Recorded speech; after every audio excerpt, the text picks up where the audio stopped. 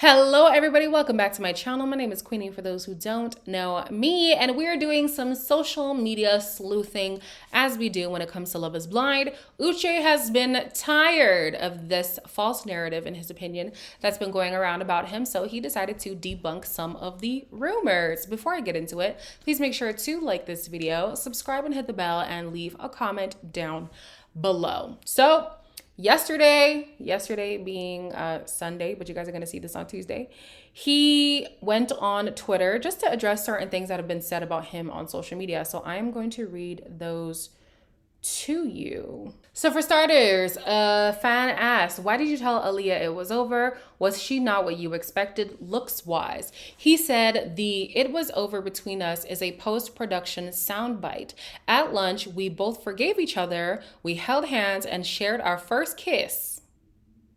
Then we agreed to date outside the show. Okay, so for context for why I'm probably reacting like this, all I did was just screenshot, screenshot, screenshot, screenshot. So I didn't even read his responses. So they left as a couple.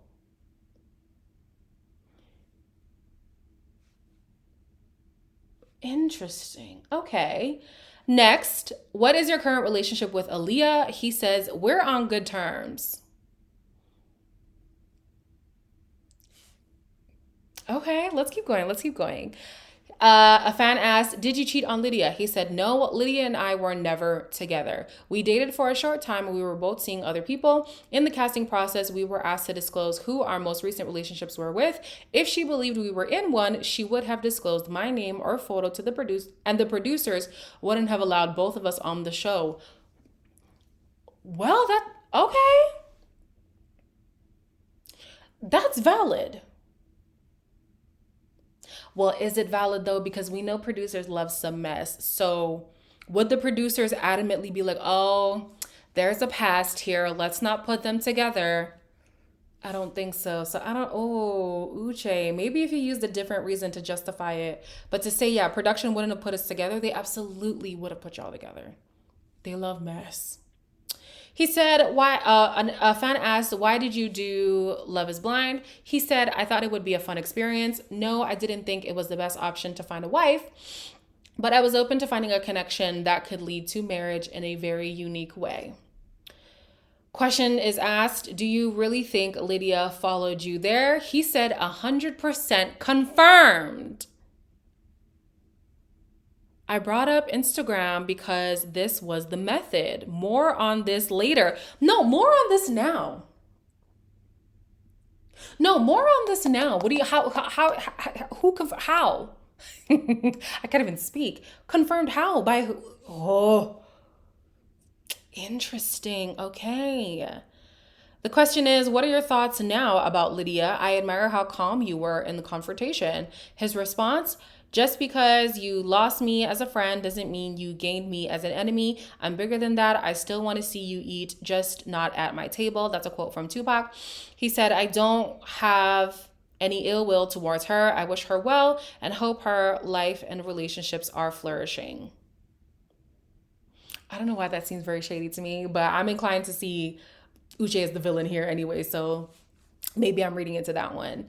The question is, what's your biggest takeaway from having been on Love is Blind? Basically, has it changed the way that you date? He said, I've learned that the tone of my oh, thank you, God. I've learned that the tone of my message is just as important as the content. Thank you. Because that was my thing. And somebody was trying to beef with me in the comments. Tone is important. It's not what you say, it's how you say it a lot of the times. It doesn't matter how honest you're being. It doesn't matter how factual your argument is. If your tone is off, oftentimes it will not be received well. I'm glad he had that realization. I came in on the second day of the pods and told my dates at the time that I wanted to discuss biggest personality flaws, okay? I said mine is that sometimes I'm too blunt and direct, and it's something that I'm trying to improve on. So please be patient with me and point out when I do it so I can correct it. I regret this self-awareness is not shown. Okay. Oh, so he already knew. You know what? I like introspection. I like I like it. I like when people can look within themselves and see where they went wrong. So that's dope. That's dope. Credit there to you, Uche. Question: how close to the truth was your portrayal on the show? His answer: they did a great job of creating a polarizing character. It's just not who I am. I told so many stories of my childhood, family, culture, values, defining moments in my life that make me who I am today.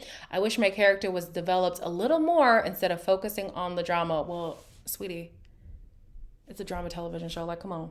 At this point, you guys gotta know, if I'm signing up,